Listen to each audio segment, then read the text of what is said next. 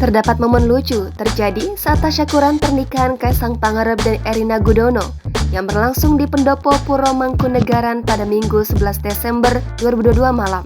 Salah satunya saat sejumlah menteri berfoto bersama.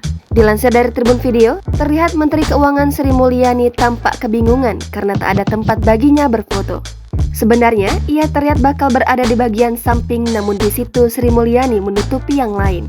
Akhirnya, ia mencari tempat sendiri dengan berdesakan dengan menteri lainnya yang duduk di lantai. Bendahara negara tampak menepuk pundak Menteri Sekretaris Negara Pratikno yang sudah duduk di lantai bagian depan tengah. Menteri Sri Mulyani langsung berdesakan mengambil tempat di depan tengah.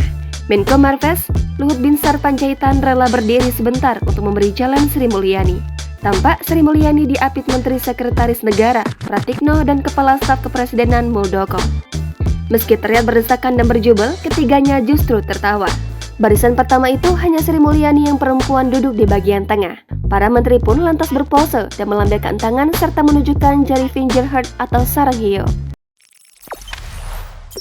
Jangan lupa subscribe, share, komen, dan like ya!